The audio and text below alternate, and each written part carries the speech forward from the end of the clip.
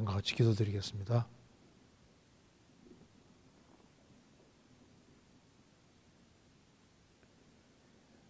저희를 사랑하시는 하나님 아버지 감사드립니다. 형벌 받을 수밖에 없는 저희들을 불쌍히 여기시고 주의 보배로운 피로 아무 공도 없이 값없이 구원해 주시고 하나님 자녀로 삼아 주신 이 크고 놀라운 은혜와 사랑을 인하여 감사를 드립니다. 이 시간 주 성령께서 함께해 주시고 우리가 주 안에서 어떻게 행할 것을 다시 한번 깊이 생각하는 시간 되도록 도와주옵소서. 머지않아 주님 앞에 서는 그날 칭찬과 영광과 존귀를 얻을 수 있도록 우리의 삶을 다스려 주옵소서. 우리 주변에 불쌍한 영혼들이 너무나도 많이 있습니다. 그 영혼들을 최선을 다해서 주님 품으로 인도할 수 있도록 역사해 주시고 도와주옵소서. 오늘 모든 시종 주 성령께서 함께해 주옵소서. 그리고 온라인으로 같이 참여한 모든 분들에게도 일일이 주님이 함께해 주시고 풍성한 은혜와 사랑으로 함께해 주옵소서. 오늘 모든 시종 주의 거룩한 손에 의탁드립니다. 주님께서 함께해 주시고 도와주시옵소서. 그리고 가정마다 주님이 지켜주시고 또 영육간에 도와주시기를 간절히 기도드립니다. 주 예수 그리스도 이름으로 기도하옵나이다. 아멘. 성경 로마서 12장 찾겠습니다. 로마서 12장. 제가 몇 군데를 읽겠습니다. 12장 1절. 그러므로 형제들아 내가 하나님의 모든 자비하심으로 너희를 권하노니 너희 몸을 하나님이 기뻐하시는 거룩한 산제사로 드리라. 이는 너희의 드릴 영적 예배니라.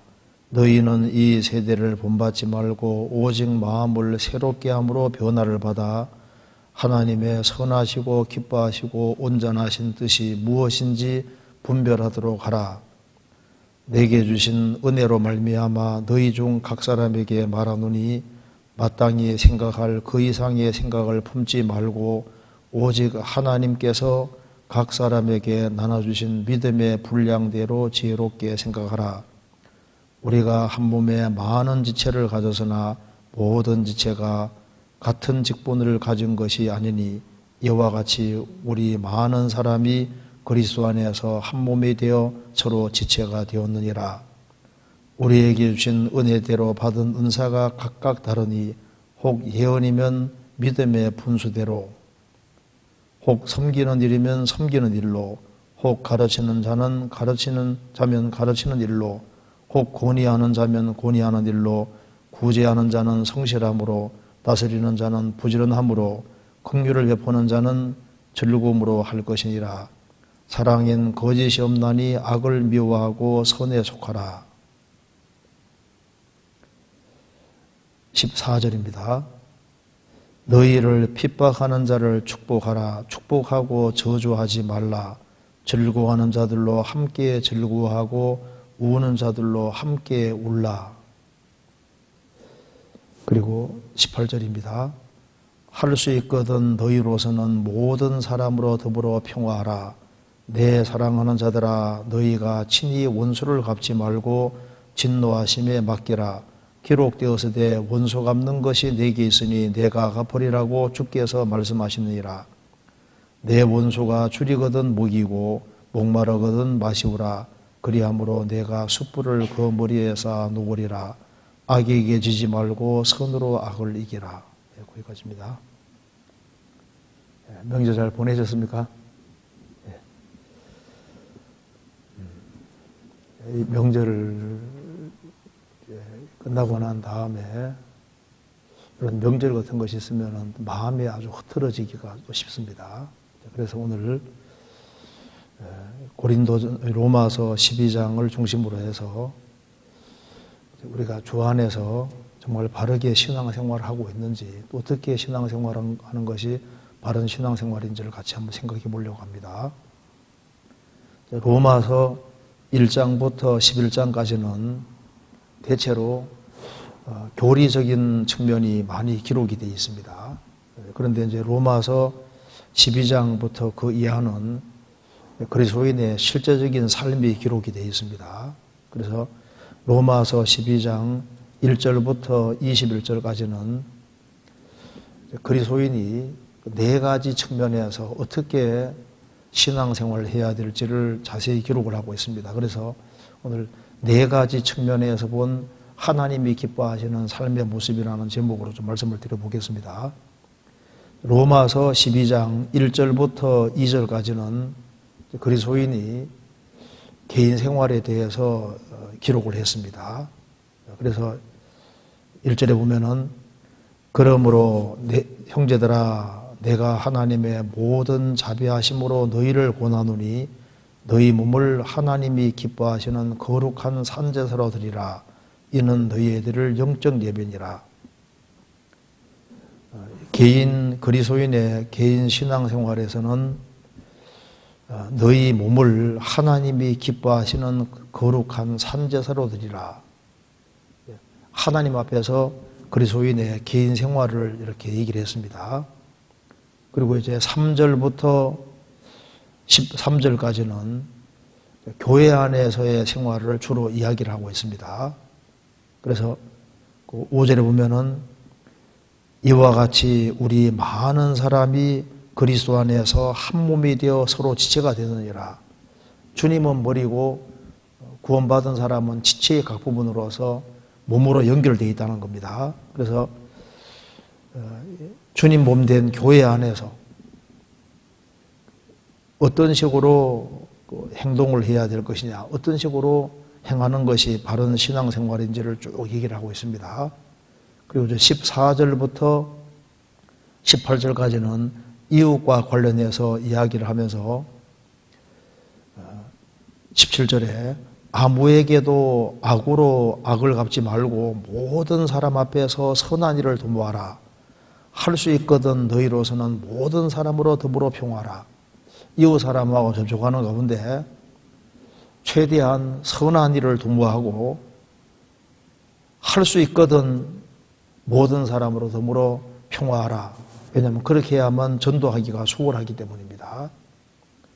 그리고 이제 19절부터 21절까지는 특별히 원수관계 속에서 어떻게 해야 되느냐 하는 걸 기록을 해놨습니다. 그래서 내 사랑하는 자들아 너희가 친히 원수를 갚지 말고 진노하심에 맡기라. 기록되어서되 원수 갚는 것이 내게 있으니 내가 갚으리라고 주께서 말씀하시느니라. 원수는 하나님이 갚아주기 때문에 너희들이 직접 원수 갚으려고 생각하지 말아라. 그래서 내 원수가 줄이거든 오히려 먹이고 목마르거든 마시우라. 그리함으로 내가 숯불을 그 머리에 쌓아 놓으리라. 악에게 지지 말고 선으로 악을 이기라. 그리고 이걸 보면은 그리스도인의 신앙생활은 하나님 앞에서 개인이 어떻게 생활해야 되느냐, 또 교회 안에서 단체로서 교회 안에서 어떤 식으로 행해야 될 것이냐, 또 이웃 관계 속에서 어떻게 해야 되느냐, 원수가 생겼을 때 어떻게 해야 되느냐, 그걸 쭉 얘기를 하고 있습니다. 13장에 가면은 이제 국가 안에 우리가 살고 있으니까 국가 안에서 어떻게 해야 되느냐 이런 걸 쭉 얘기를 하고 있습니다. 그래서 우리가 오늘 네 가지 측면에서 주님이 우리가 어떻게 주 안에서 행하기를 원하는지를 좀 같이 한번 생각을 해보도록 하겠습니다. 좀 시간이 좀 길면 좋은데 최대한 12시 반 안에 마치도록 해보도록 하겠습니다. 먼저 그리스도인의 개인 생활에 대해서 얘기한 것부터 보겠습니다. 12장 1절입니다. 그러므로 형제들아, 로마서 8장에서는 구원받은 사람들은 하나님의 자녀라고 했습니다. 성령이 친히 우리 영으로 더불어 우리가 하나님의 자녀인 것을 증거하신다. 우리가 이제 하나님의 자녀고 자녀이면 또한 후사 상속자라고 했습니다. 우리는 하나님의 아들이고 하나님의 자녀고 그리고 하나님의 상속자고 그리스도와 함께한 공동 상속자입니다. 그와 동시에 하나님 아버지께로부터 생명을 받아서 실제로 예수님은 맏아들이 되시고 우리는 주님의 생명을 같이 받은 형제들이 된 겁니다. 그래서 예수님이 요한복음 20장에서 부활하신 이후에 예수님 제 아들을 가리켜서 내 형제라고 말씀하셨습니다. 그래서 우리는 하나님의 자녀이고 그리고 하나님의 상속자인 동시에 형제들입니다. 그러므로 형제들아, 구원받은 사람은 같은 형제 자매입니다. 왜? 주님의 피로 구원받았기 때문에 형제들입니다. 그러므로 형제들아, 내가 하나님의 모든 자비하심으로 너희를 권하노니, 우리는 하나님의 은혜와 사랑을 입고 자비함을 통해서 이제 구원을 받게 되었습니다. 하나님의 모든 자비하심으로 너희를 권하노니, 우리가 어떻게 신앙생활을 해야 될지를 권하고 있습니다. 너희 몸을 하나님이 기뻐하시는 거룩한 산제사로 드리라. 너희 몸을 드리라고 했습니다. 이 성경이 기록될 당시에 그리스 사람들은 영혼은, 육체는, 몸은 영혼의 감옥이라고 생각을 하고 몸을 굉장히 천하게 생각하고 아주 멸시하고 무시를 했습니다. 그런데 이 성경은 다릅니다. 성경은 말씀하기를 하나님은 영혼만 만드신 것이 아니라 몸도 만드셨기 때문에 몸을 귀중하게 생각하는 것은 사실 성경에서 나왔다고 할 수 있습니다. 영혼은 귀한데 몸은 아주 천하다 이렇게 생각하는 것은 보통 그리스 사상에 속하는 거예요. 그런데 주님은 물질계를 만드셨고 몸 자체를 만드셨기 때문에 몸이 얼마나 중요하고 소중한지를 성경은 말하고 있습니다. 그래서 너희 몸을 하나님이 기뻐하시는 거룩한 산제사로 드리라. 몸으로 하나님이 기뻐하시는 이 말 봐서는 하나님이 기뻐하지 않는 경우가 있기 때문에 하는 말씀입니다. 너희 몸을 하나님이 기뻐하시는 거룩한 산제사로 드리라. 여기 왜 몸을 거론하냐 하면은 로마서 1장 6절에 너희도 예수 그리스도의 것으로 부르심을 입은 자니라. 구원받을 때 우리가 예수 그리스도의 것이 됐습니다. 주님 피로 값주고 우리를 합법적으로 사신 겁니다. 그래서 고린도전서 6장 20절에 너희는 너희 것이 아니라 값으로 산 것이 되었으니 그런즉 너희 몸으로 하나님께 영광 돌리라. 구원받을 때 주님 피로 값주고 사서 구원받은 사람은 주의 것이 됐습니다. 그러니까 소유권이 바뀐 겁니다. 그래서 너희 몸인데 사실은 주의 몸인 거예요. 주님 피로 값주고 사셨으니까 소유권이 완전히 이양이 된 겁니다. 너희 몸을 하나님이 기뻐하시는 거룩한 산제사로 드리라. 왜 몸을 산제사로 드려야 되느냐? 하나님의 모든 자비하심으로 너희를 원한다. 로마서를 받는 사람은 하나님의 자비와 사랑을 입어서 구원함을 얻은 사람입니다. 우리가 구원된 것은 하나님의 자비와 하나님의 사랑하심에 근거하는 겁니다. 그래서 하나님의 자비를 입고 하나님의 사랑을 깨닫고 주님 피로 값주고 사서 주의 것이 됐기 때문에 너희 몸을 하나님이 기뻐하시는 거룩한 산제사로 드리라. 우리가 드려야 될 것이 무엇인지를 얘기했습니다. 너희 몸을 산제사로 드리라. 재물이 몸이라고 얘기를 했습니다. 굉장히 중요한 얘기입니다. 우리 몸 자체가 제물이라고 얘기를 했습니다. 제물이라는 것은 구약시대 때 하나님께 제사 드릴 때 모든 짐승들이 많이 있지만은 제물로 드릴 때는 딱 구별시키는 겁니다. 내가 양이 10마리가 있다. 그 중에 한 마리를 제물로 드리면은 그 중에서 한 마리는 따로 딱 구별된 거예요. 많은 사람 중에서 우리는 주님의 것으로 구별됐고, 우리 몸은 주의 것이 됐고, 주의 것으로 구별이 됐습니다. 그래서 너희 몸을 하나님이 기뻐하시는 거룩한 산제사로 드리라. 이는 너희의 드릴 영적 예배니라. 산제사가 영적 예배라고 했습니다. 예수님은 자신의 몸을 십자가에 드림으로써 하나님 앞에 자신을 제물로 바쳤습니다. 이거 잠깐 두고 찾아보시겠습니다. 에베소서 5장입니다.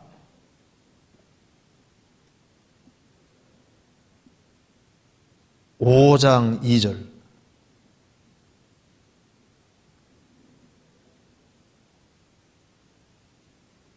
에베소서 5장 2절입니다. 그리스도께서 너희를 사랑하신 것 같이 너희도 사랑 가운데 생활하. 그는 우리를 위하여 자신을 버리사 향기로운 제물과 생축으로 하나님께 드리셨느니라.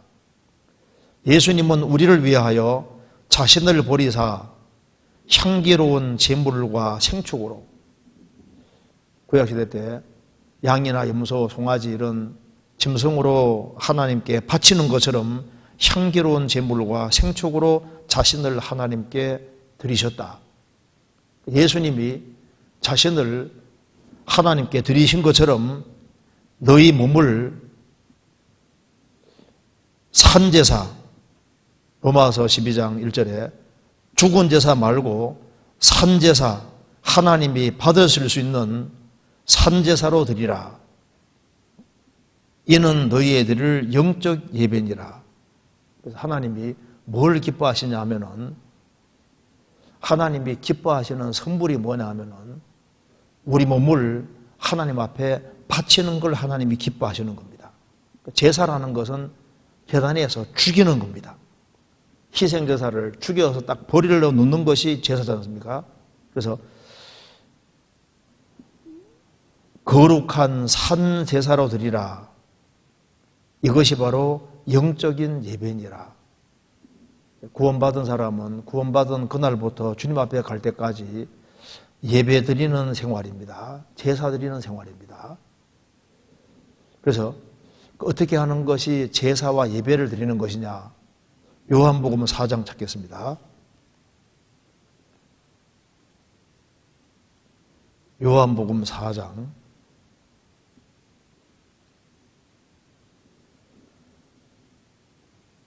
20절입니다. 우리 조상들은 이 산에서 예배하였는데 당신들의 말은 예배할 곳이 예루살렘에 있다 하더이다. 예수께서 가라사대 여자여 내 말을 믿으라. 이 산에서도 말고 예루살렘에서도 말고 너희가 아버지께 예배할 때가 이르리라.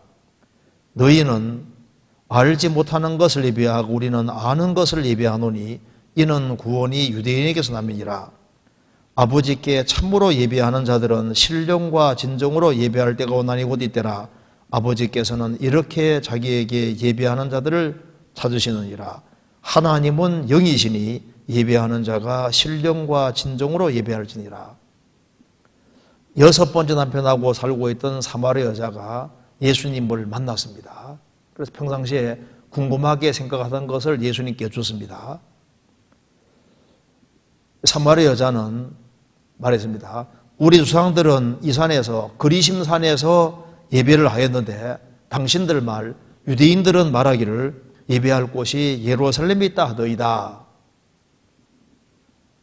사마리아 사람들도 그리심산에 성전 비슷한 것을 만들어 놓고 하나님을 섬기고 있는 겁니다. 예수님 말씀하셨습니다. 여자여 내 말을 믿으라. 이 산에서도 말고 그리심 산에서도 말고 예루살렘에 성전이 있는데 예루살렘에서도 말고 참으로 너희가 아버지께 예배할 때가 이른다. 아버지께서는 정말 하나님께 예배하는 사람을 찾는다.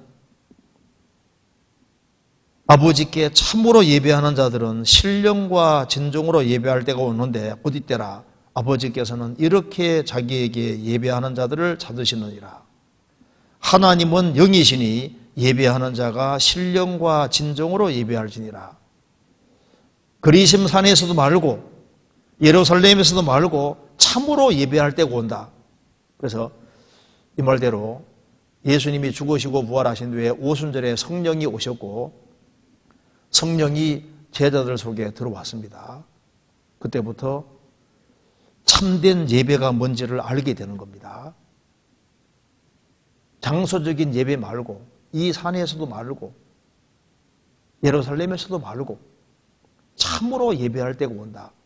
그래서 성령을 받고 나면은 구원받은 사람은 제사장이라는 걸 자기가 알게 됩니다. 구원받은 사람 즉시 제사장이 됐고 제물은 일단 기본적으로 자기 몸이에요. 몸. 그래서 신약시대 때는 이제 구원받고 난 이후에 주님 앞에 갈 때까지 자기 몸을 거룩한 산제사로 드리라. 그래서 이게 영적인 예배라고 말씀하신 겁니다. 베드로전서 2장 찾겠습니다.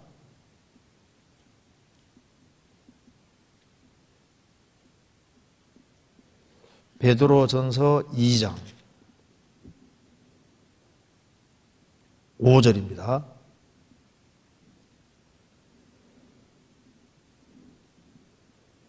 너희도 산돌같이 신령한 집으로 세워지고 예수 그리스도로 말미암아 하나님이 기쁘게 받으실 신령한 제사를 드릴 거룩한 제사장이 될지니라. 거듭난 사람은 제사장이고 하나님이 기쁘게 받으실 신령한 제사를 드려야 된다. 신령한 제사 드리는데 제물이 도대체 뭐냐? 제물이 몸이라고 말씀하신 겁니다. 그래서 여기 이제 로마 12장에 구원받은 그날부터 주님 앞에 갈 때까지 신앙생활이 예배하는 생활이 신앙생활이고 그리고 이제 그게 거룩한 산제사 영적인 예배라고 말씀하신 겁니다. 그리스도인들이 같이 모이는 것도 예배고 일상생활 자체가 거룩한 산제사고 영적 예배라고 말씀하신 겁니다. 그럼 어떻게 하는 것이 구체적으로 예배하는 것이냐? 이게 이제 성경에 나와 있는 겁니다. 로마서 12장 다시 보시겠습니다.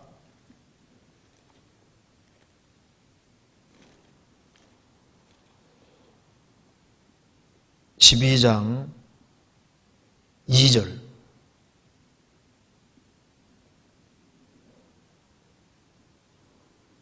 그래서 이 영적 예배, 거룩한 산제사를 드리기 위해서 2절을 잘 알아야 된다는 겁니다.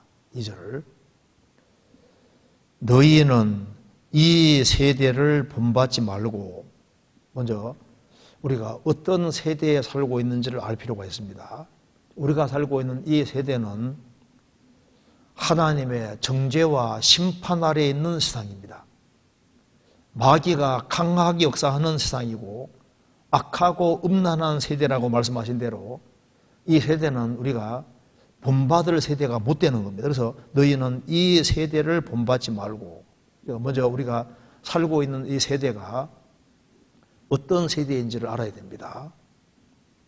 노아는 자신이 살고 있는 세대가 잘못된 세대라는 걸 확실하게 알고 있었습니다. 이거 잠깐 접고 창세기 7장 찾겠습니다. 창세기 7장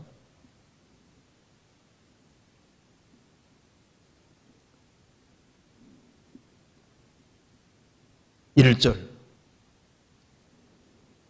여호와께서 노아에게 이르시되 너와 내 온 집은 방주로 들어가라.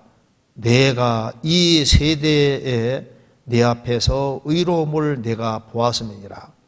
내가 이 세대에, 노아 홍수 직전의 세대는 죄악이 아주 충만한 세대였습니다. 그래서 이 죄 많은 이 세상, 심판받을 세상에서 노아는 딱 구별돼서 이 세대가 잘못된 세대라는 걸 확실하게 알고 거기에서 구별이 됐던 겁니다. 우리가 신앙생활을 잘하기 위해서, 주님 보시기에 합당한 신앙생활을 하기 위해서는 우리가 살고 있는 이 세상이 심판받을 세상이라는 걸 확실하게 알아야 됩니다. 창세기 6장 9절에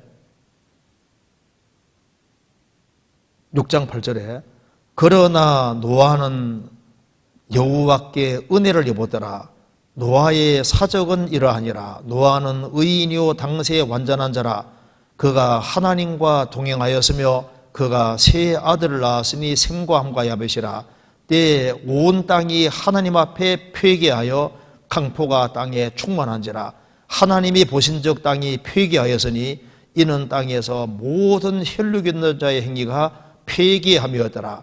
폐기란 말은 커럽도 썩었다 그 말입니다. 부패했다 그 말입니다. 지금 우리가 지금 사는 세대가 노아 세대하고 너무나도 비슷합니다.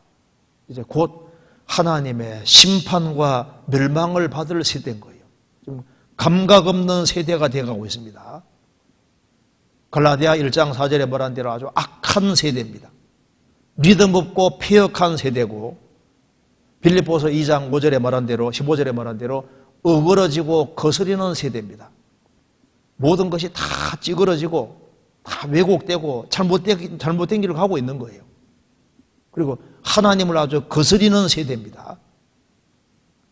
죄가 가장 관정하고 사람의 마음의 생각에 계획하는 바가 어려서부터 악하고, 얼마나 사람들 마음이 감각이 없고 아주 하나님을 거스리고 대적하고 하는 잘못된 세상이다 그 말입니다.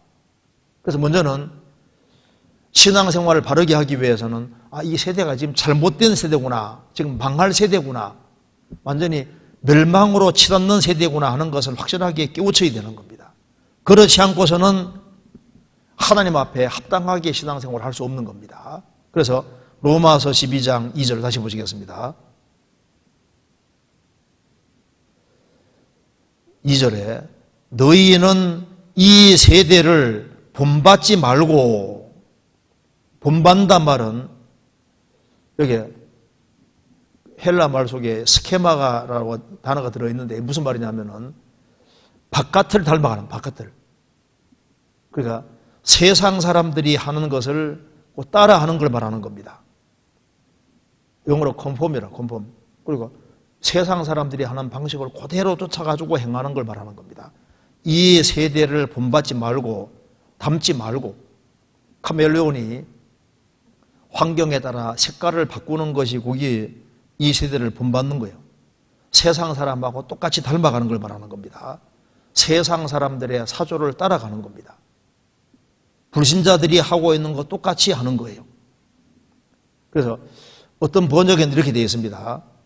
여러분은 여러분을 주물러서 이 세상을 닮도록 하지 말라, 이렇게 번역을 해놨고, 또 다른 번역에는 세상으로 하여금 그 틀에 당신을 집어넣어 찍어내지 못하게 하라.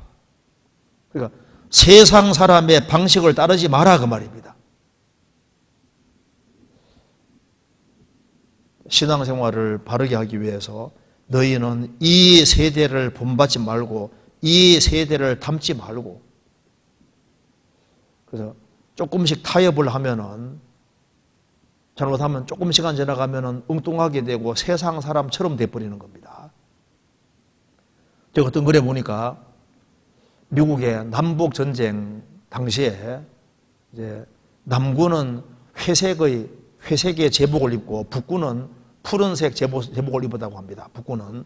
그런데 어떤 사람은 안전지대에 있고 싶어서 이제 상의는 푸른 것을 입고 하의는 이제 회색 바지를 입었다는 겁니다. 그래서 이제 북군을 만나면 나는 북군입니다. 내 푸른 상하게 보이지 않습니까? 남군 만나면은 이제 회색 바지를 보이면서 나는 바로 남군입니다. 남군에 속합니다. 회색 바지 보이지 않습니까? 절반 입었습니다. 다른 글에 보면은 그 중간 지역에 살고 있는 사람은 그렇게 반반 입었는데 북군 남군이 그 의복을 향해 쏴가지고 죽었다는 말도 있잖아요. 그러니까 적당한 선에 생하도록 그렇게 자꾸 사람 만드는 겁니다. 또 어떤 글에 이런 게 나옵니다. 미국의 테네시 주와 버지니아 그 사이 경계선에 집 한 채가 있었는데 줄을 쫙 그었는데요. 경계선 그었는데 거기에 그 사람 잠자는 침실을 중간으로 딱 그어진 겁니다. 그래서 테네시에서 세무 직원이 세금 받으러 오면은 주인은 얼른 침대를 버지니아 주 쪽으로 옮겨놨습니다. 그래서 보십시오. 내 침실이 바로 이쪽으로 있습니다. 하고 이제 세금 안 내고 버지니아 주에서 오면은 얼른 침실을 또 옮겨놔가지고 나는 테네주에 속합니다. 이렇게 해서 세금 면제받았다고 합니다. 양다리 딱 걸치고 있는 거예요.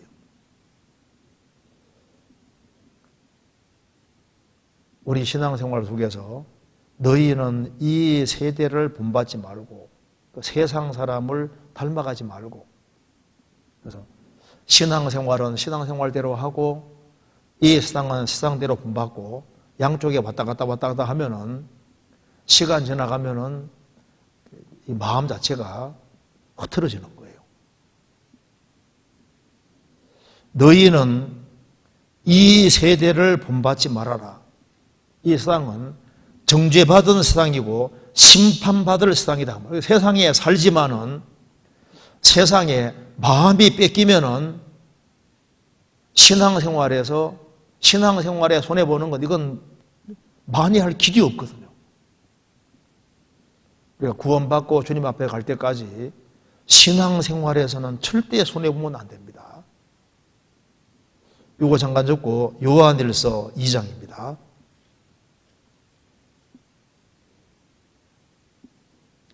2장 15절.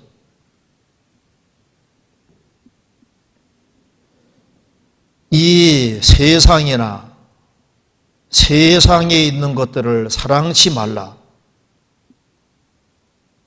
누구든지 세상을 사랑하면 아버지의 사랑이 그 속에 있지 아니하니 이는 세상에 있는 모든 것이 육신의 정욕과 안목의 정욕과 이생의 자랑이니 다 아버지께로 쫓아온 것이 아니요 세상으로 쫓아온 것이니라. 이 세상도 그 정욕도 지나가되 오직 하나님의 뜻을 행하는 이는 영원히 가느니라. 이 세상이나 세상에 있는 것들을 사랑치 마라. 우리가 이 세상에도 살아야 되고 세상에 있는 것들을 쓰고 살아야 되지 않습니까? 그렇지만은 사랑하지 마라. 누구든지 세상을 사랑하면 닮아가는 거예요. 사랑하면 아버지의 사랑이 그 속에 있지 아니하니 이는 세상에 있는 모든 것이 육신의 정욕과 안목의 정욕과 이생의 자랑이니 다 아버지께로 쫓아온 것이 아니오 세상으로 쫓아온 것이니라. 이 세상도 그 정욕도 다 지나갑니다. 오직 하나님의 뜻을 행하는 이는 영원히 거하느니라. 이 세대를 본받지 말라. 세상 사람들이 어떻게 살든 말든 그것 때문에 마음이 빼앗기고 마음이 흐트러지면 안 되는 겁니다. 우리는 성경에 나와 있는 인물들을 본받고 믿음의 선진들을 본받고 신앙생활을 잘하는 그 사람들을 닮아가야 되는데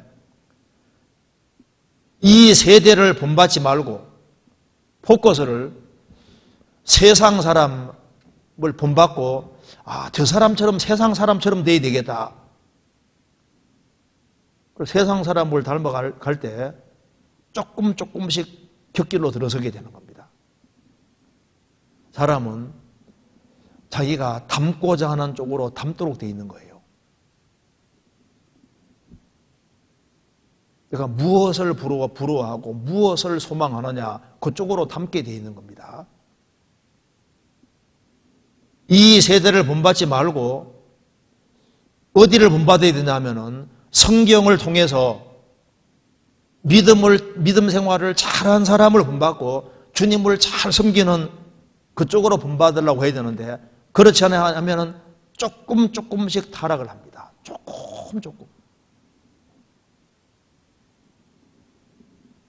둘 사이에서, 주님과 세상 사이에서 분명한 선택을 가지고 살아야 됩니다. 오늘날 섬길 자를 택하라. 여호수아 24장에 말한 대로 우상을 섬기든지 하나님을 섬기든 둘 중에 하나입니다. 너희가 어느 때까지 둘 사이에서 뭐뭐 살아야 되느냐? 열왕기상 18장에 말씀한 대로 둘 사이에서 언제까지 어중간한 태도를 취할 거냐? 둘 중에 하나를 확실하게 선택하라. 지금 성경의 학자들도 세상의 어떤 이론들을 받아들여 조금씩 이렇게 받아들여서 이 성경이 정말 하나님의 감동으로 기록된 것을 안 받아들이는 신학자도 많습니다. 성경은 세계적인 홍수를 말하는데 세계적인 홍수가 아니라 국제적인 홍수다, 그렇게 받아들이는 사람도 꽤 많습니다. 성경을 있는 그대로 안 받아들입니다. 성경에서는 개인 구원이 얼마나 중요하게 되어 있는데 단체 구원은 없거든요. 단체 개종도 없고, 개개인이 반드시 하나님과 나 사이에서 반드시 개인 문제를 해결이 되는 거예요. 그리고 종말은 오도록 되어 있는데 종말을 있는 그대로 얘기 안 하는 데도 많습니다. 그리고 지옥이 실제로 있는데 지옥에 대해서도 어정쩡한 태도를 취하고 그걸 안 받아들여요. 그래서 조금 밀려갑니다. 아마 아시는 분도 있을 겁니다. 존 스토트라는 사람, 영국 사람인데 굉장히 유명한 사람이잖아요. 처음에는 지옥에 대해서 아주 확실하게 믿고 있었습니다. 근데 시간 지나가면 지금은 지옥을 문자 그대로 안 받아들이잖아요. 그러니까 한때는 열심히 복음 전한다고 했는데 시간 지나가면서 끝까지 그대로 안 받아들이는 사람들이 생깁니다.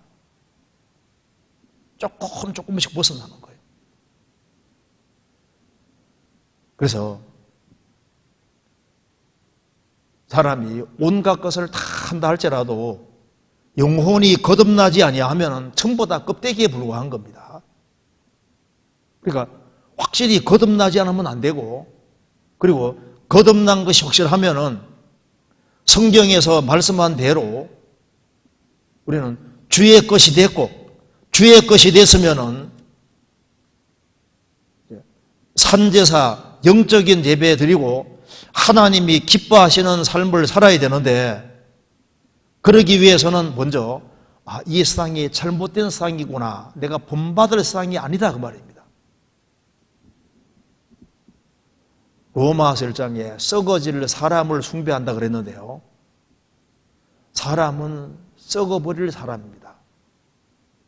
인생 기대고 인생 의지하면 안 됩니다. 기댈 만한 게 못 되는 거예요. 지금 인간을 영웅시하고 인간이 자꾸 높아지는 시대입니다. 인간이 대단한 것처럼 하는데 껍질을 벗겨보면 새카만 죄인이에요. 이 세상에서 잘 나가는 것처럼 보이지만은 주님 심판대 앞에 서면은 심판받고 멸망에 떨어질 사람입니다.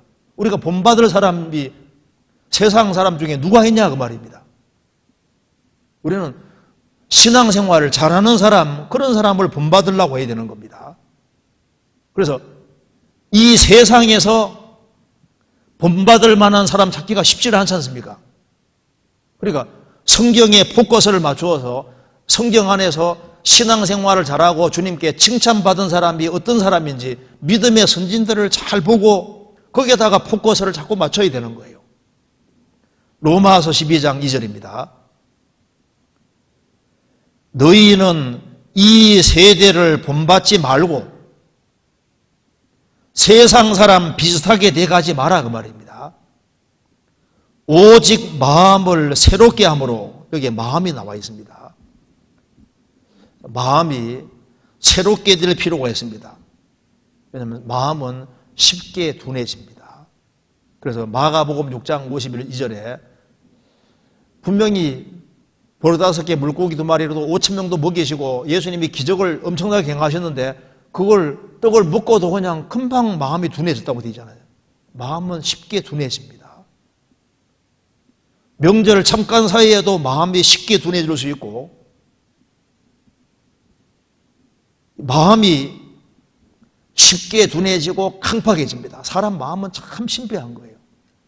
이 마음은 넓어졌다가 쉽게 좁아지기도 하고, 막 한없이 부드러워졌다가 막 금강석처럼 아주 단단하게 되기도 하고, 아주 쉽게 완고하게 되기도 하고, 부드러워지기도 하고, 이 마음이라는 게 참 이게 신앙생활에 중요한 겁니다.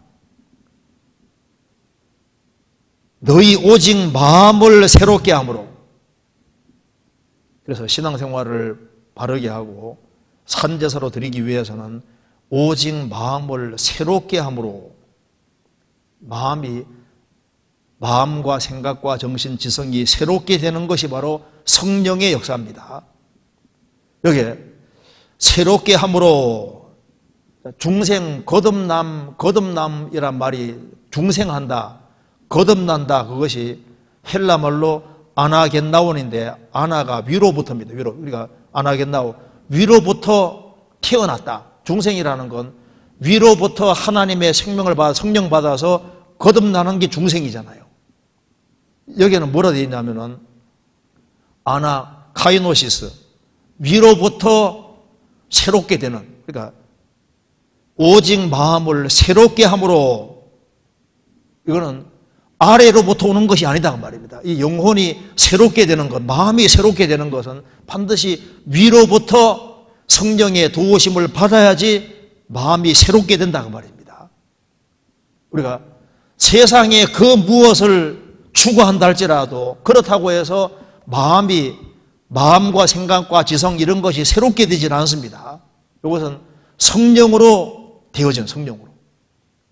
거듭날 때도 하나님의 성령이 우리 속에 들어오실 때 누구든지 그리스도 안에 있으면 새로운 피조물이라, 이전 것은 지나갔으니 보라 새가 되었다. 우리가 거듭날 때도 성령이 들어오실 때 새 사람으로 거듭나지 않습니까? 그리고 거듭날 때 참 성령이 들어오심으로 새로운 마음이 들어옵니다. 없던 새로운 마음이 생기잖아요. 굳은 마음에서 부드러운 마음으로 바뀌고, 새로운 가치관을 갖고, 이전에 좋던 게 안 좋고 새로운 가치관과 새로운 기호를 가지게 됩니다. 구원받고 난 다음에도 이 세대를 본받지 말고 오직 마음을 새롭게 함으로, 이건 성령입니다. 성령 그겁니다. 성령이 도와주실 때 마음이 새롭게 되고 영혼이 새롭게 되는 거예요. 신앙생활 속에서 새 사람으로서 계속 새롭게 되는 겁니다. 시편 51편 찾겠습니다.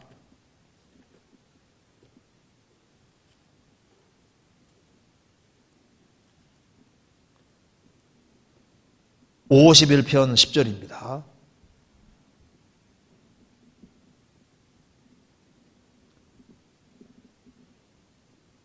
하나님이여 내 속에 정한 마음을 창조하시고 내 안에 정직한 영을 새롭게 하소서. 하나님이여 내 속에 정한 깨끗한 마음을 창조하시고, 다윗이 살인죄와 간음죄를 짓고 난 이후에 신앙에서 많은 문제가 생긴 겁니다. 그래서 철저하게 회개하고 돌이켰습니다. 그래서 하나님이여 내 속에 정한 깨끗한 마음을 창조하시고 내 안에 정직한 영을 새롭게 하소서. 정직한 영 2번 밑에 견고한이라고 했습니다. 견고한 영을, 정직한 영을 새롭게 하소서. 영혼과 마음이 아주 새롭게 될 필요가 있는데 새롭게 되는 것은 성령의 역사로 새롭게 되는 겁니다. 그래서 우리 속사람이 새롭게 될 때 우리가 심차게 살 수가 있는 겁니다. 그러니까 여기에 시편 103편대 찾아보시겠습니다. 103편 5절입니다.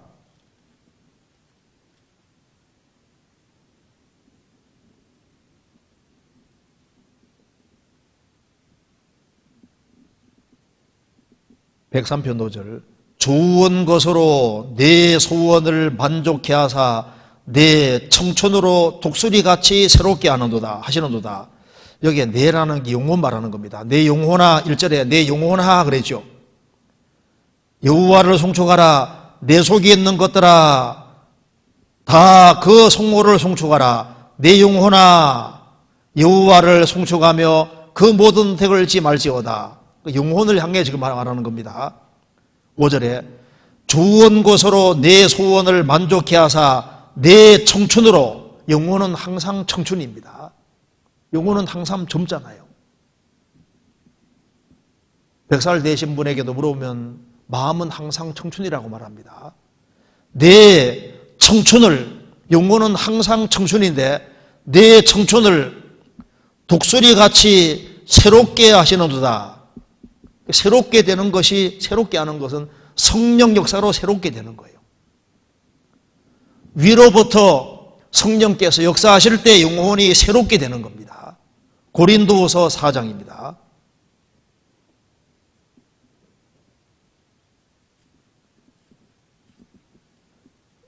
고린도후서 4장 16절 그러므로 우리가 낙심하지 아니하노니 겉사람은 후패하나 우리의 속은 날로 새롭도다. 우리 겉사람은 후패하고 늙어져가고 그렇게 할지라도 우리의 속은 날로 새롭도다. 이거 성령 역사입니다. 성령님이 역사하시면은 영혼이 날로 새롭도다. 영혼이.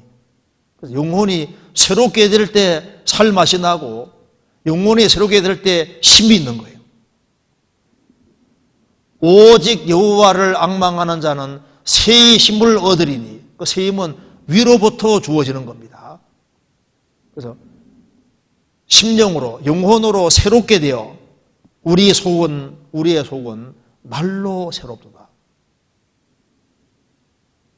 성경 골로새서 찾겠습니다.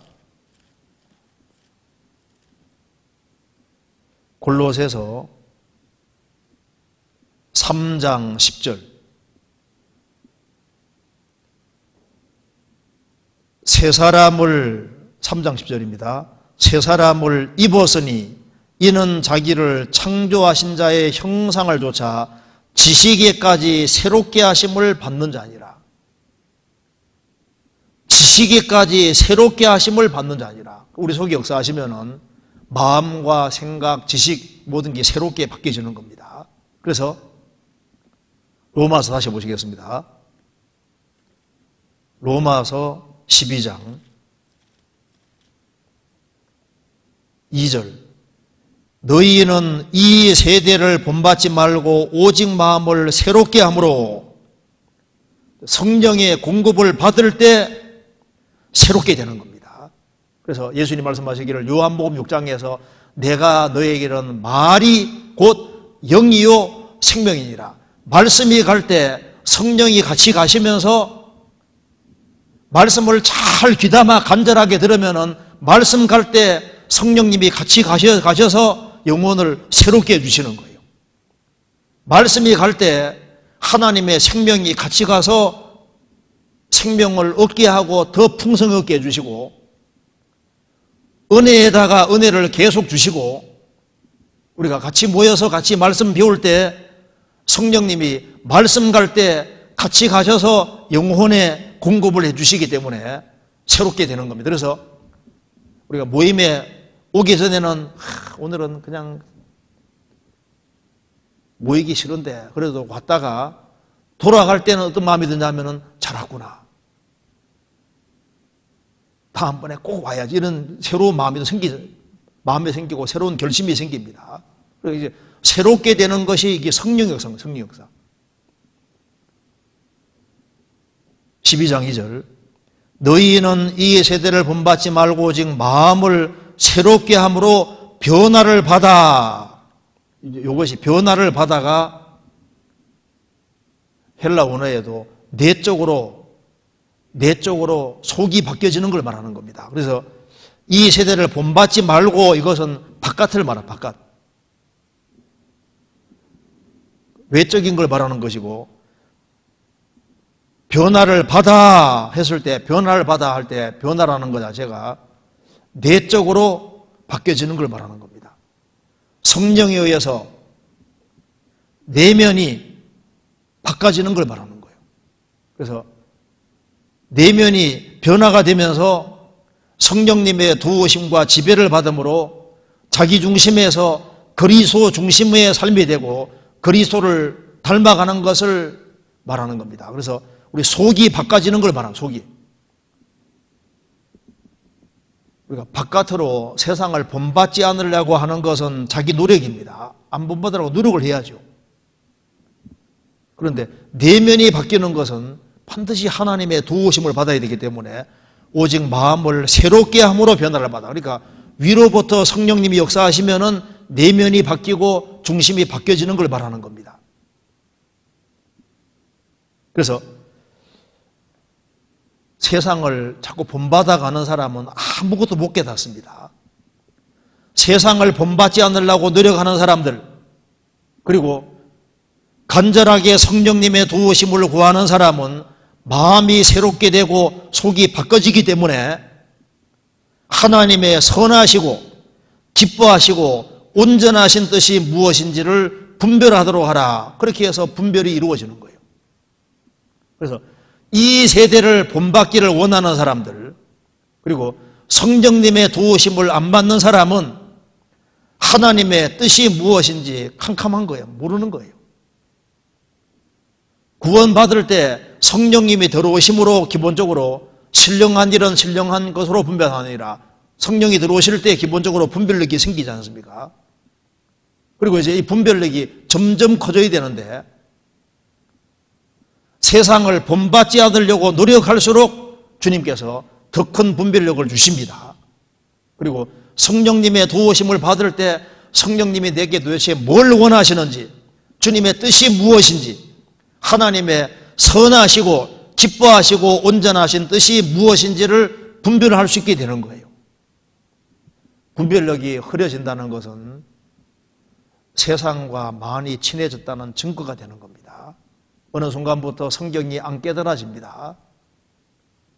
성령님이 도대체 내 마음이 역사하시는지, 도대체 내가 뭘 하기 원하는지, 그게 캄캄하다는 게 뭡니까? 주님하고 멀어지고 있다는 증거인 거예요. 나는 성경 알 만큼 안다. 천만의 말씀입니다. 내가 보니 모든 완전한 것이 다 끝이 있어도 주의 계명은 심히 넓으니이다. 성경은 심히 넓게 되어 있습니다. 내 눈을 열어 주의 법에 기이한 것을 보게 하소서. 시편 119편 18절에 내 눈을 열어서 주의 법에 기이한 것을 보게 하소서. 그래서 주의 말씀을 열므로 우둔한 자에게 비치어 깨닫게 하나이다. 시편 119편 130절에 간절하게 주님의 도움을 구하는 사람에게 주님이 그 마음을 열어서, 주의 말씀을 열어서 영혼 속에 깨닫게 해주시고 분별력이 생기게 만들어 주십니다. 그래서 주님의 사랑을 더 알게 되고, 지금 이 세대가 하나님의 심판받을 세상이라는 걸 점점 깨닫게 되고 스스로 훨씬 더 조심하고 준비하게 되는 겁니다. 성경 다니엘서 12장 찾겠습니다. 다니엘서 12장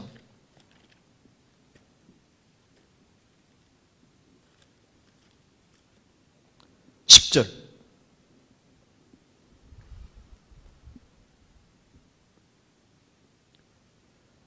많은 사람이 연단을 받아 스스로 정결케 하며 희게 할 것이나 악한 사람은 악을 행하리니 악한 자는 아무도 깨닫지 못하되 오직 지혜 있는 자는 깨달으리라. 많은 사람이 마지막 때를 말하는 겁니다. 12장 4절에 다니엘아 마지막 때까지 이 말을 간수하고 이거를 봉함하라. 많은 사람이 빨리 왕래하며 지식이 더하리라. 지구가 지금 촌처럼 가까워졌고 정부 홍수에 살고 있습니다. 이 마지막 때가 다가오면 다가올수록 많은 사람이 연단을 받아 스스로 정결케 하며 회개할 것이나 악한 사람은 악을 행하리니 악한 자는 아무도 깨닫지 못하되 오직 지혜 있는 자는 깨달으리라. 주님의 재림이 점점 다가온다는 걸 깨닫고 자기가 해야 될 일이 무엇인지를 깨닫게 되는 겁니다. 그래서 세상과 닮아가고 세상을 가까이 하다 보면은 영혼의 눈이 흐려집니다. 도대체 주님이 나를 부르신 목적이 도대체 뭔지, 내게 원하시는 것이 뭔지 그걸 모르게 되는 거예요. 자기 할 일이 무엇인지를 잊어먹게 되는 겁니다. 네, 그래서 세상을 닮지 않으려고 하고, 그리고 성령님의 도우심을 받으면은 주님이 내게 원하시는 뜻이 뭔지를 알게 되는 겁니다. 그래서 하나님의 뜻을 확실하게 알고 그 하나님의 뜻 앞에 자기를 굴복시키는 것이 바로 제사하고 예배다 그 말입니다. 로마서 12장 다시 하겠습니다.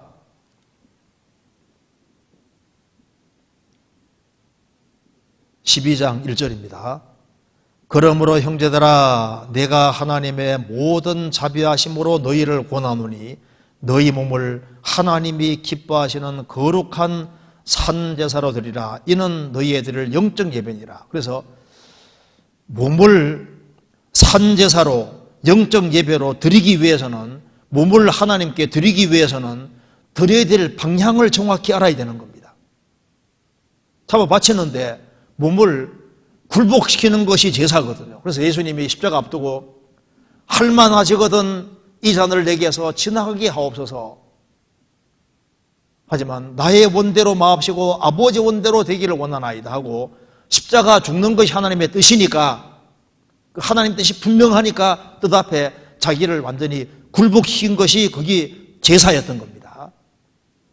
그래서 우리도 그 아버지 뜻이 뭐냐 하면은 이제 제사 드리기 위해서는 뜻 앞에 자신을 굴복시키는 것이고 죽이는 게 제사니까 하나님의 선하시고 기뻐하시고 온전한 뜻이 무엇인지를 분별을 해야만 뜻 앞에 자기를 굴복시키는 것이 제사니까 뜻을 먼저 알아야 되는데, 뜻을 알려면은 이 세대를 본받아가는 사람은 뜻이 뭔지를 모르니까 자기 몸으로 자기 멋대로 행하는 거예요. 하나님의 뜻이 뭔지 모르니까, 성령께서 깨닫게 해주지 않으니까, 마음이 새롭게 되지 않고 중심이 변화되지 않으니까 주님 중심으로 사는 것이 아니라 자기 주관과 자기 방법대로 행함으로써 산제사 드리는 게 아니라 주님이 기뻐하지 않는 삶으로 가게 되는 겁니다. 그래서 이 세대를 본받지 않으려고 노력하는 사람들, 그리고 마음을 새롭게 함으로 변화를 받는 사람들, 성령의 도우심을 받는 사람은 하나님의 선하시고 기뻐하시고 온전한 뜻이 무엇인지를 알기 때문에 뜻 앞에 내 뜻대로 마옵시고 아버지 뜻대로 하옵소서 하고 주님 뜻 앞에 자기를 딱 굴복시키고 꺾어버리는 겁니다. 그것이 주님 볼 때 기뻐하시는 산제사다 그 말입니다. 그래서 의인은 믿음으로 사는 겁니다. 믿음으로 구원받고, 믿음으로 굳게 서고, 믿음으로 행하고, 믿음으로 이겨나가고, 주님 뜻이 확실하면은 뒤로 물러가지 아니하고 끝까지 밀고 나가야 되는 거예요. 주님이 원하시는 뜻을 알고 그 뜻 앞에 자신을 꺾는 이것이 신앙생활이라고 하겠습니다. 그래서 나는 원치 않을지라도 주님 원하시는 것이 확실하면은 그 주님 원하심 앞에 죽으면 죽으리라 하고 자신을 딱 굴복시킬 때 주님께서 기뻐하는 거룩한 산제사가 되는 겁니다. 그거 첫 번째 그걸 얘기를 했습니다.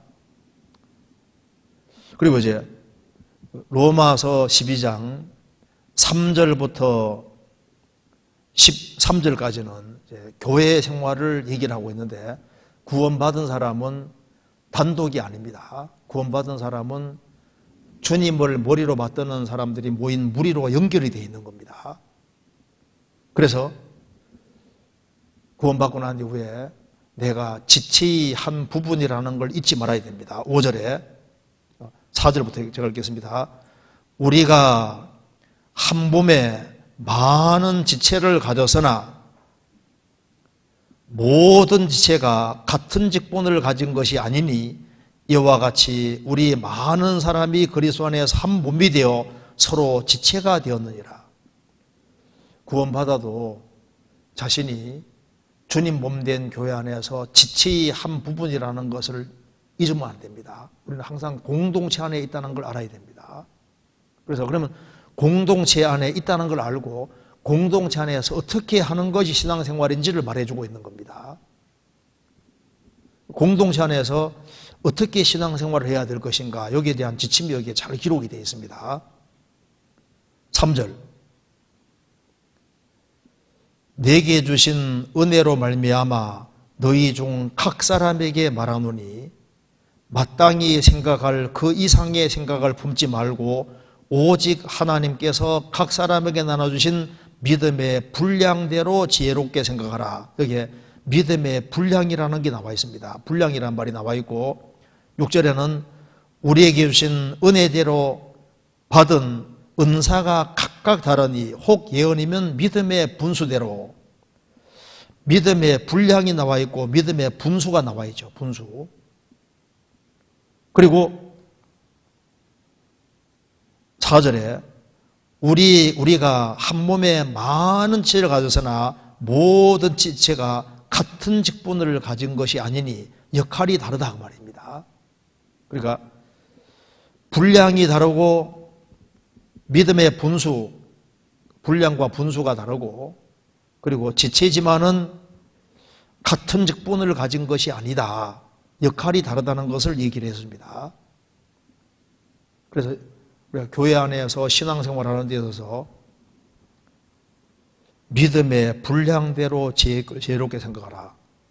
그래서 마땅히 생각할 그 이상의 생각을 품지 말고 마땅히 생각할 이상의 생각을 품는 것은 교만이 되지 않습니까? 하나님께서 각 사람에게 하신 믿음의 분량대로 지혜롭게 생각하라. 어린아이가 초등학교 1학년생이 국가적인 문제 때문에 막 고민하고 괴로워하면 좀 안 맞잖아요. 초등학교 1학년생이 환율이 왜 이렇게 올라갈까 내려갈까 이것 때문에 고민하면 좀 안 맞잖아요. 그래서 자기 분량이라는 것이 있습니다. 역할이라는 것이 있습니다. 어른이 막 맨 쾌락만 추구하고 가정을 돌보지 않으면 그 합당하지 않지 않습니까? 그래서 자기에게 맞는 분량이라는 것이 있고 역할이라는 것이 있습니다.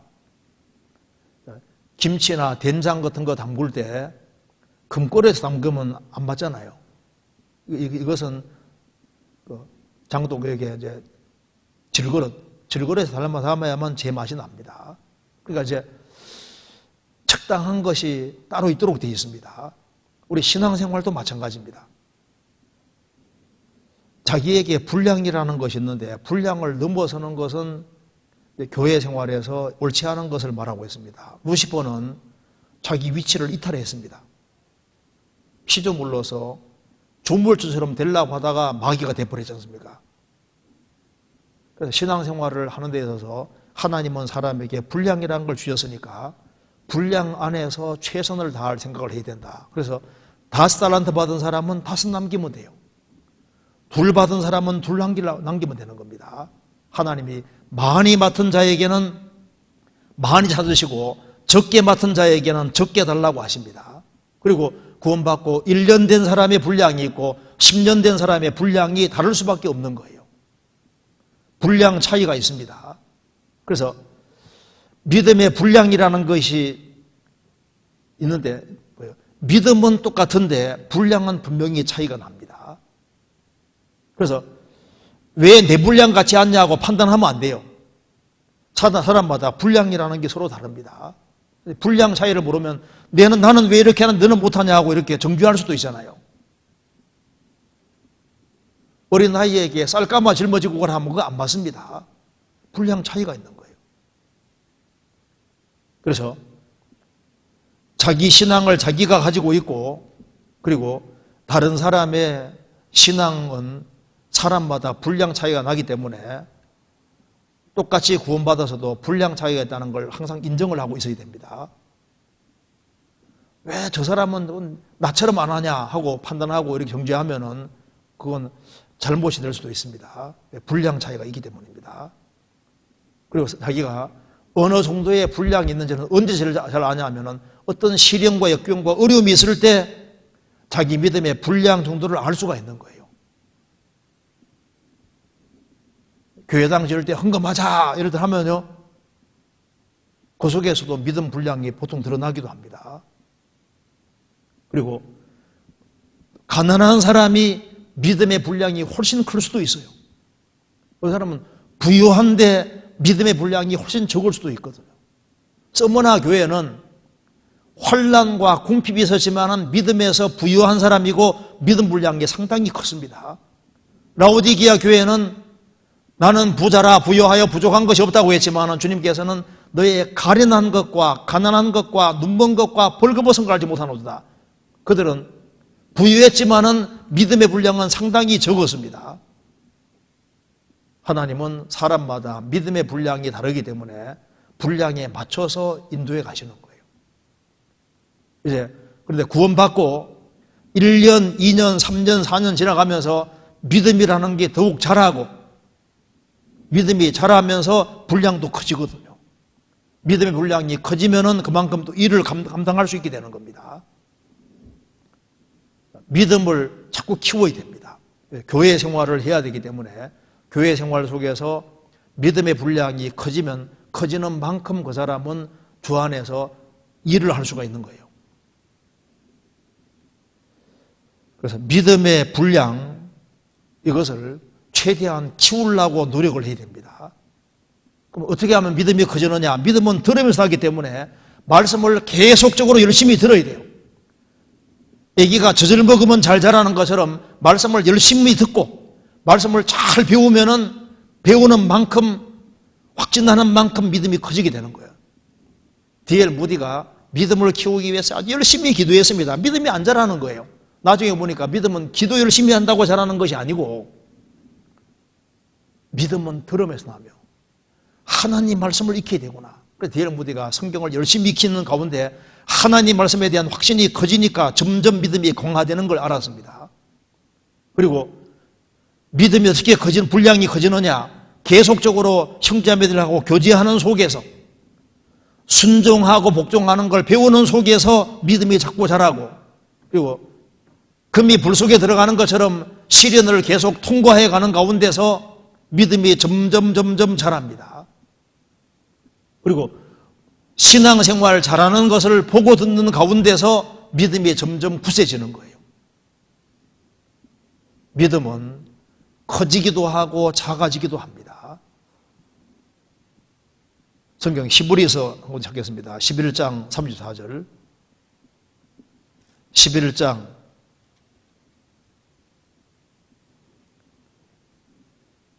34절.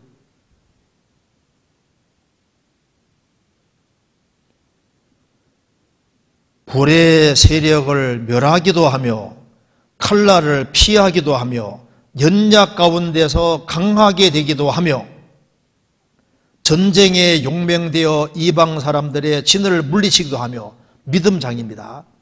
믿음이 커지면은 여기에 연약 가운데서 강하게 되기도 하며, 믿음이 커지면은 연약 가운데서 강하게 될 수도 있습니다. 믿음이 강해도 분량이 약해질 수도 있거든요. 말씀 배우기를 등한히 하면은 믿음이 약해지는 거예요. 하나님과의 교통을 등한히 하면 믿음이 약해집니다. 하나님 말씀에 불순종하면 믿음이 약해집니다.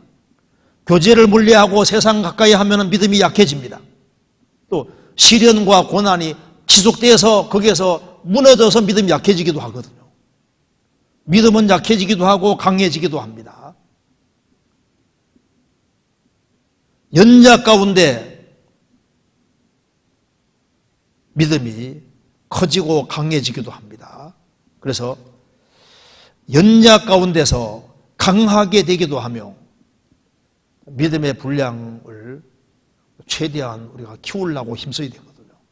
근데 믿음에 사랑을 더하면은 더 큰 힘을 발휘할 수도 있습니다. 믿음에 순종과 복종을 키우면 더 큰 힘을 발휘할 수도 있습니다. 그래서 여기 로마서 12장 다시 보시겠습니다.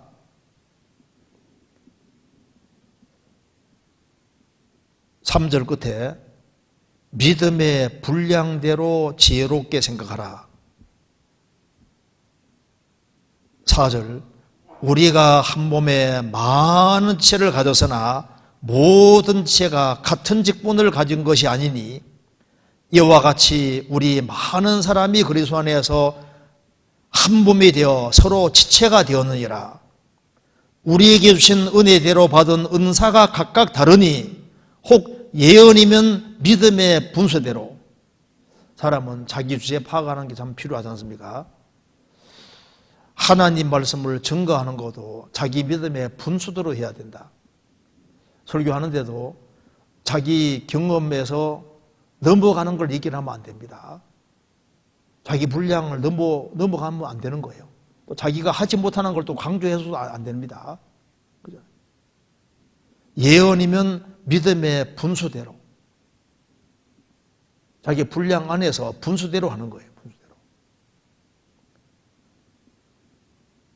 7절 혹 섬기는 일이면 섬기는 일로, 혹 가르치는 자면 가르치는 일로, 혹 권위하는 자면 권위하는 일로, 구제하는 자는 성실함으로, 다스리는 자는 부지런함으로, 긍휼을 베푸는 자는 즐거움으로 할 것이니라. 그래서 교회 안에서 자기 분량이라는 것이 있고 분수라는 것이 있기 때문에 그 분수 안에서 최선을 다해야 되는 겁니다. 그래서 이제 믿음, 소망, 사랑 이런 게 있을 때 믿음의 분량이 크다고 해서 꼭 사랑의 분량이 큰 건 아니거든요. 믿음의 분량은 커도 사랑은 상당히 적을 수도 있고, 믿음이 큰 사람이라도 이제 사랑이라든가 다른 것에서는 또 적을 수도 있거든요. 사람마다 다 차이가 나는 겁니다. 그래서 여기서 믿음의 분량, 믿음의 분수, 이 말이 생각보다 중요한 말입니다. 하나님은 각 사람의 분량을 아시기 때문에 축복해 주실 때도 그 사람 분량을 따라 축복해 주시는 겁니다. 야곱이 아들들을 축복해 줄 때 그들의 분량대로 축복했다. 그러니까 축복도 분량에 따라서 축복해 주는 겁니다. 우리가 자랑 같은 걸 하더라도 자기 분량 안에서 자랑을 해야 되는 겁니다. 또 어린 나이에 분량이 있고 어른의 분량이 있고 분량의 차이가 있을 수밖에 없어요. 또 이해하는 폭도 어릴 때와 또 신앙 성장하면서 이해하는 폭도 다를 수밖에 없습니다. 차이 날 수밖에 없죠. 그리고 지체도 분량이 각각 다르게 있습니다. 에베소서 이거 적고 찾아보시겠습니다. 4장입니다. 에베소서 4장 16절.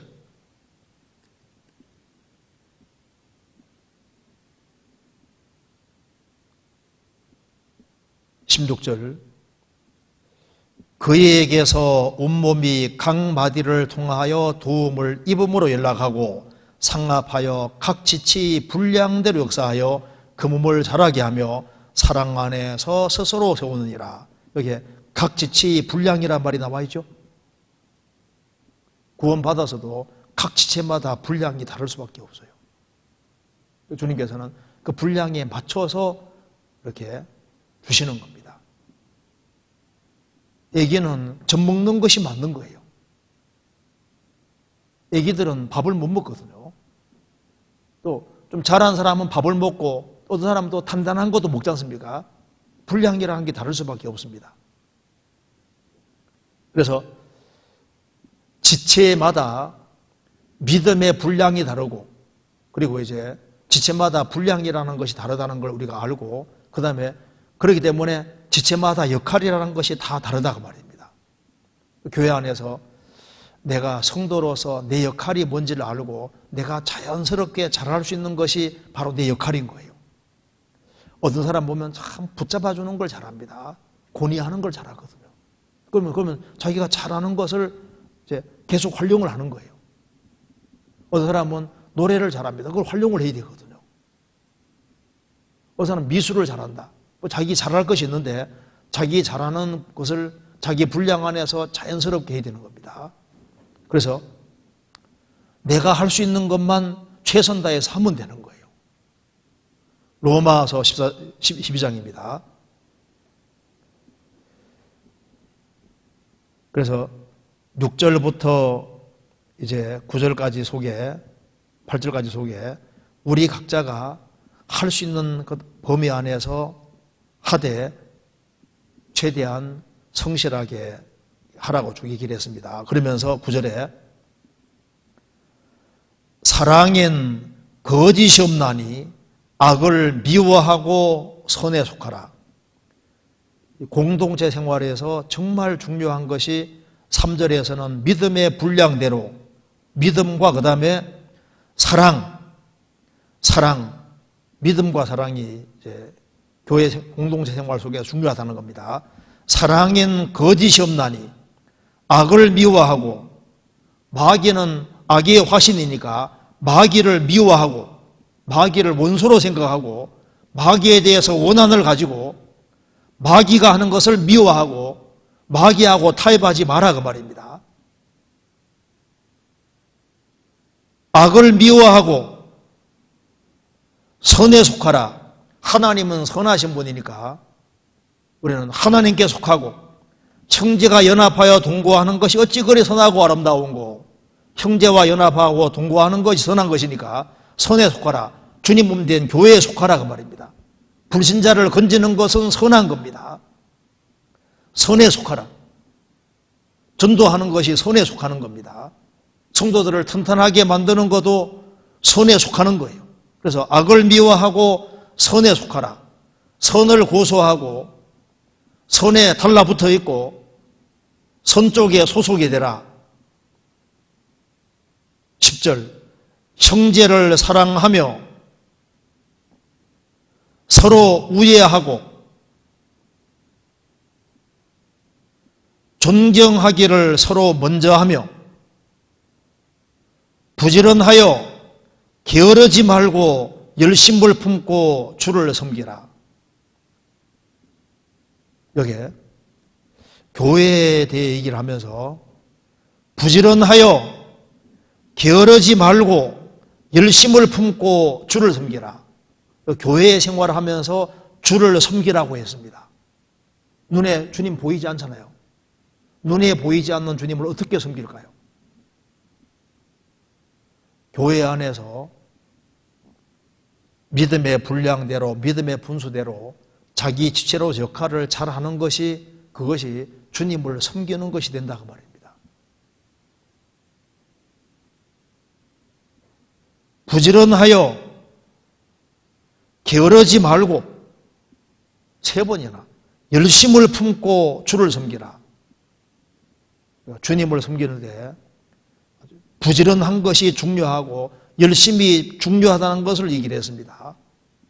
그래서 우리가 교회 안에서 형제자매들을 섬기고 형제자매들을 잘 붙잡아주고 이것이 주님을 섬기는 것이 되는 겁니다. 그리고 열심을 품고 주를 섬기라. 그러면서 그 뒤에 소망 중에 즐거워하며, 그러니까 여기에 3절은 믿음의 분량대로 믿음, 6절에도 믿음의 분수대로, 9절에는 사랑, 10절에도 형제를 사랑하며, 그 다음에 12절은 소망 중에, 그러니까 믿음, 소망, 사랑이 다 나와 있지 않습니까? 소망 중에 즐거워하며 환난 중에 참으며 기도에 항상 힘쓰며 성도들의 쓸 것을 궁금하며 손 대접하기를 힘써라. 교회 생활을 하는 데 있어서 우리가 주님을 섬기는 일을 잘하기 위해서는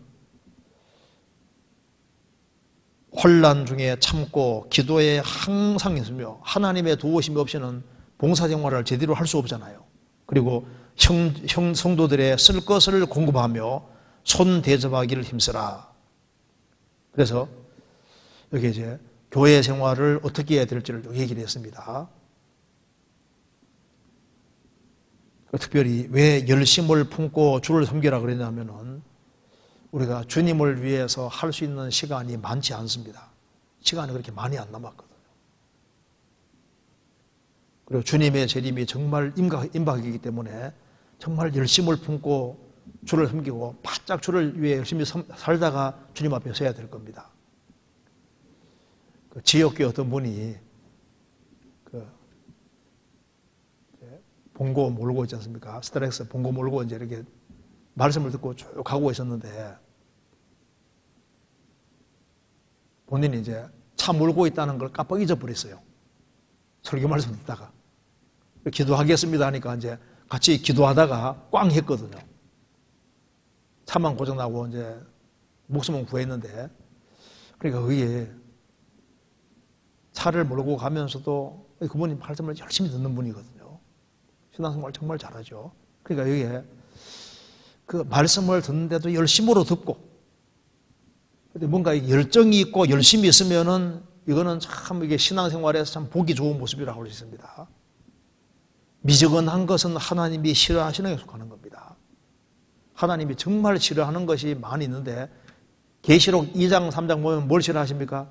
미지근한 거. 미지근한 것은 주님이 정말 싫어하는 것 중에 하나에 속하는 것이 맞습니다. 이거 잠깐 적어 찾아보시겠습니다. 요한계시록 3장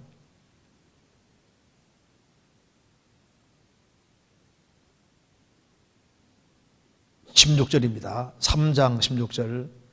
내가 이같이 미지근하여 덥지도 아니하고 차지도 아니하니 내 입에서 너를 토하여 내시리라.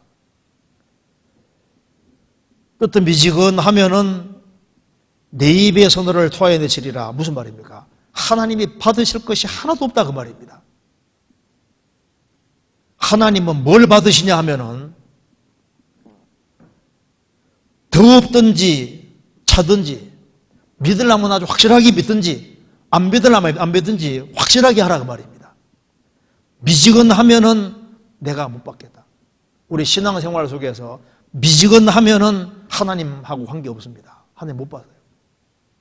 그래서 부지런하여 게으르지 말고 열심을 품고 주를 섬기라. 우리가 만왕의 왕 되신 주님을 섬기는데 열심이라는 것이 정말 필요한 거예요. 열정이라는 것이 필요한 겁니다. 그리고 코로나19 이 시절에도 열심이라는 게 정말 필요하거든요. 로마서 12장 다시 보시겠습니다.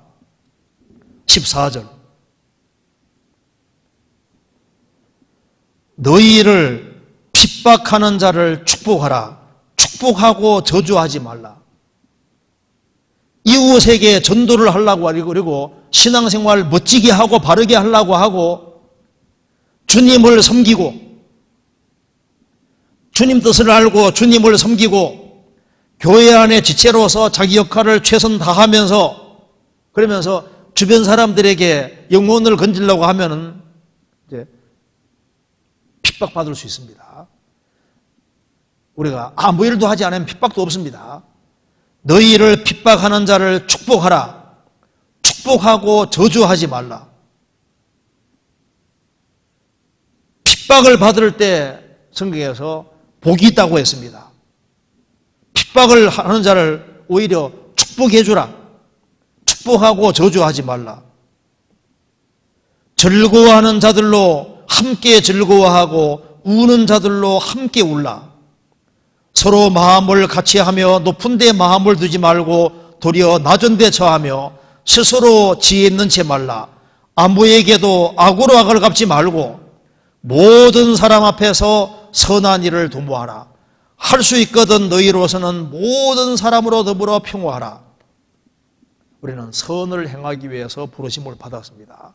그래서 우리가 이웃에게 전도하는 가운데 핍박도 받고 미움도 받고 그리고 이제 여러 가지 어떤 갈등되는 일이 있다 할지라도 구원받은 사람은 우리를 핍박하는 사람을 축복하고 이웃이 어려움을 당할 때 같이 울어주고 낮은 마음을 처하고 그리고 어떤 경우에도 악으로 악을 갚지 말고 모든 사람 앞에서 선한 일을 도모하라. 그래야만 주변 사람이 건져질 수 있습니다. 할 수 있거든 너희로서는 모든 사람으로 더불어 평화하라. 최대한 화평관계 속에 있도록 해라. 그래야만 주변 사람을 전도할 수 있는 겁니다. 그래서 이웃이 어려움을 당할 때 같이 슬퍼해주고 같이 공감해주고 그렇게 하는 것이 전도하는 데 도움이 되는 겁니다. 그래서 우리 미국 같은 데서는 주변에 한 사람을 건지기 위해서 자기 집안일을 일찍 끝내고 난 이후에 거의 한 1년 정도 이곳에 가서 온갖 비유 맞춰가면서 희생하고 수고하는 모습을 보이고 끝까지 선한 일을 도모하고 이제 그렇게 해서 마음을 사서 그래서 수양회 듣게 해서 말씀 듣고 구원받게 하기도 하고 이렇게 하지 않습니까? 그래서 이웃에게 선을 행하고 할 수 있거든 모든 사람으로 더불어 평화라. 그래서 이웃 생활을 이웃에게 우리가 말하는 걸 정말 조심해야 됩니다. 그래서 핍박받는 데에서 말을 함부로 하고 그 사람을 잘못되게 얘기하고 이렇게 하면은 전도하는데 다 장애되는 겁니다. 그리고 모든 사람 앞에서 선한 일을 도모해서 끝까지 선대하라는 겁니다. 그러면서 그 뒤에 예를 들고 있습니다. 19절에 내 사랑하는 자들아 너희가 친히 원수를 갚지 말고 진도하심에 맡기라. 기록되었으되 원수 갚는 것이 내게 있으니 내가 갚으리라고 주께서 말씀하시니라. 내 원수가 줄이거든 먹이고 목마르거든 마시우라. 그리함으로 내가 그 숯불을 그 머리에 쌓아 놓으리라. 악에게 지지 말고 선으로 악을 이기라. 9절에도 악을 미워하고 선에 속하라. 어떤 경우에도 선에 속해서 악에게 지지 말고 선을 행하라. 출애굽기 23장 찾겠습니다. 출애굽기 23장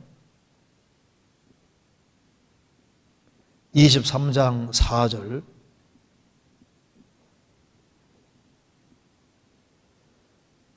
내가 만일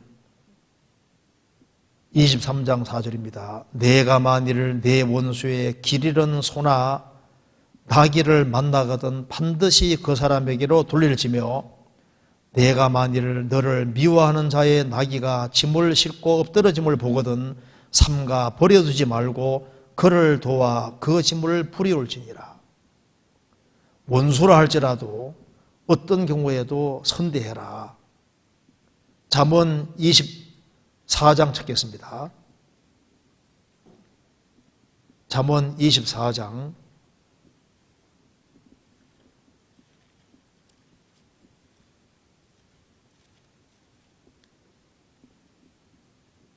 17절 내 원수가 넘어질 때 즐거워하지 말며 그가 엎드러질 때 마음에 기뻐하지 말라. 여호와께서 이것을 보시고 기뻐 아니하사 그 진노를 그에게서 옮기실까 두려우니라. 내 원수가 넘어질 때 즐거워하지 마라. 엎드러질 때 마음에 기뻐하지 마라. 주님은 그 원수라도 엎드러지는 것을 안 기뻐하신다 그 말입니다. 마땅히 죽어야 될 사람도 죽는 걸 주님 안 기뻐하시는 거예요.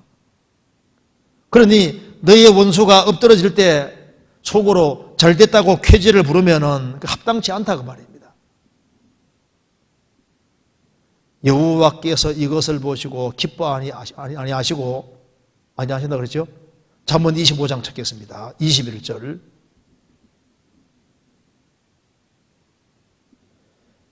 내 원수가 배고파하거든 식물을 먹이고 목말라 하거든 물을 마시우라. 그리하는 것은 핀 숯으로 그의 머리에 놓는 것과 일반이요 여호와께서는 내게 상을 주시리라. 내게 원수가 있을 때 원수를 선대하는 것이 주님 앞에 상을 받는 길이 되는 겁니다. 그래서 우리가 그 아시시의 프란시스 아시지 않습니까? 그 이제 한 젊은 신사가 아시시의 프란시스에게 도둑에 대해서 불평했습니다. 저놈이 그 악한 놈이 내 구두를 훔쳐갔지 뭐해요 이렇게 말하니까 프란시스가 빨리 따라가면서 당신 양말도 벗어주시오. 내 걸 뺏어가려고 할 때 아시시는 겉옷을 가지는 사람에게 속옷 벗어주란 말대로 그런 걸 실천하고 사는 사람이지 않습니까? 썬다신 글에 보면은 아이들이 그 주렁주렁 과일이 달려있는 나무를 향해서 막 돌을 계속 던지면은 나무는 돌을 던지는 것이 아니라 좋은 열매를 떨어뜨려 준다 그 말입니다. 그래서 이쪽에서는 악을 행해도 그리스도인들은 악을 행하지 말 것을 얘기를 하고 있는 겁니다. 우리는 선을 행하도록 부르심을 받았습니다. 선을 행하도록. 어떤 남편이 이제 교회를 이제 남편만 교회를 나가는 겁니다. 아내는 안 나가는 겁니다. 그런데 이제 남편이 이제 집에 와서 막 아내에게 막 온갖 서비스를 다 합니다. 그래서 우리 남편이 도대체 이러지 않았는데 오늘 왜 그러지? 그래서 도대체 무슨 설교를 했길래 이렇게 내한테 이렇게 서비스를 잘해주냐고 하니까 성경에 말씀하기를 원수를 사랑하라고 했습니다. 원수 사랑하라 그랬으니까 그렇게 했다는 겁니다. 사실은 이제 우리의 신앙생활 가운데 내게 악하게 하는 사람에게 선을 행할 때 빛이 제일 크게 나게 되지 않습니까? 그래서 여기에 로마서의 12장을 처음부터까지 잘 읽어보면은 주님이 4가지 측면에서 그리스도인이 어떻게 신앙생활을 할 것을 얘기를 하고 있습니다. 첫 번째는 우리는 제사장으로서 몸을 하나님께 제사와 예배로 드려야 된다. 그러면 몸을 참제사로 드린다는 것은 몸을 굴복시키는 것인데 어떻게 굴복시킬 것이냐.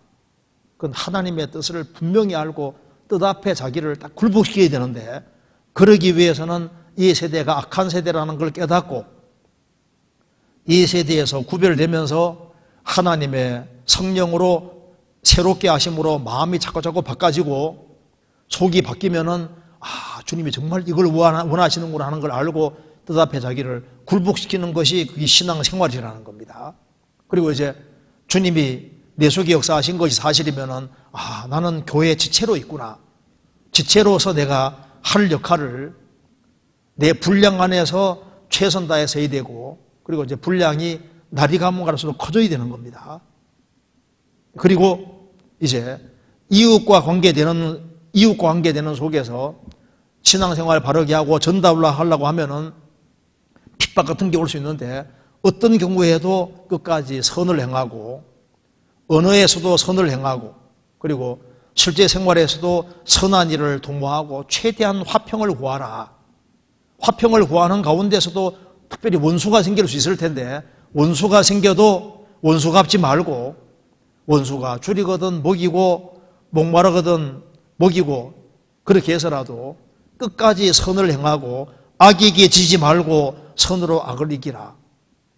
주님이 원수 같은 우리를 그렇게 했으니까 그렇게 해라. 그것이 신앙생활의 바른 모습이다. 이렇게 얘기를 했습니다. 그런데 이 뒤가 되려면 앞부터잖아요. 앞에부터. 우리는 제사장이고 제물은 뭡니다. 그걸 확실하게 알고 우리가 신앙생활을 해야 되겠습니다. 같이 기도하시겠습니다. 자비로우신 우리 아버지 하나님, 역사의 마지막 시대를 살아가는 저희들에게 주의 귀한 복음을 깨닫게 해주시고 소망 가운데 생을 살게 해주신 것을 감사합니다. 주님 오실 날이 너무 가까운 이때 우리가 주님께서 맡기신 일을 잘 감당하고 주님 앞에 설 수 있도록 역사해 주옵소서. 좋은 교회 구원받은 식구들을 가정마다 주님이 지켜주시고 영육간에 도와주셔서 이 코로나19 이 시대를 살아가는 저희들 정말 다 마음을 붙잡아 주셔서 주님을 섬기며 주 안에 살아가는데 마음의 틀어짐이 없이 행할 수 있도록 도와주시옵소서. 우리 주변에 불쌍한 영혼들이 너무나도 많이 있습니다.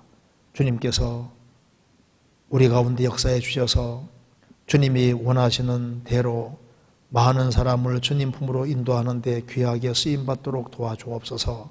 우리 중에 한 사람도 자기 연민 가운데 사는 사람이 없도록 도와주시고 우리를 부르신 목적을 확실하게 알고 믿음 가운데 행할 수 있도록 도와주옵소서. 주 예수 그리스도 이름으로 기도하옵나이다. 아멘. 찬송 같이 부르시겠습니다. 465장입니다.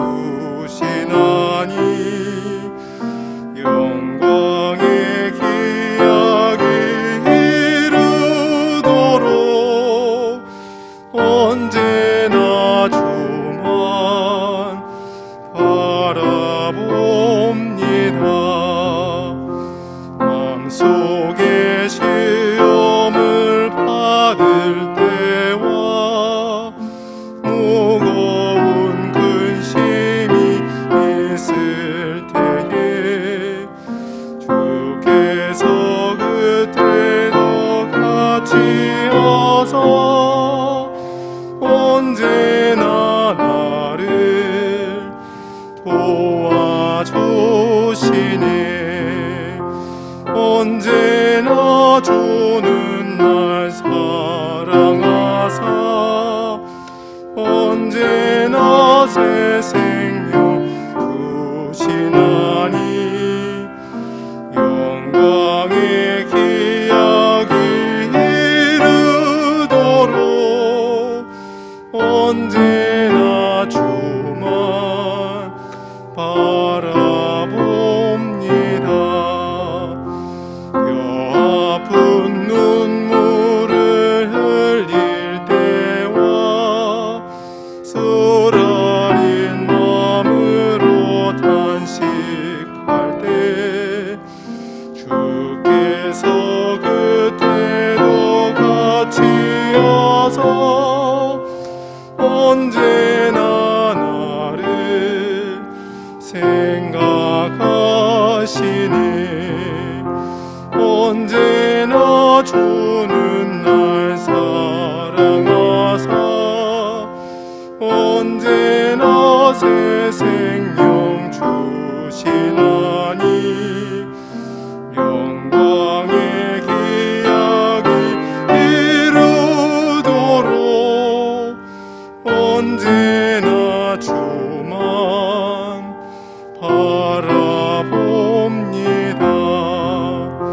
내 몸의 약함을 아시는 주 못 고칠 질병이 아주 없네. 괴로운 날이나 기쁜 때나 언제나 나와 함께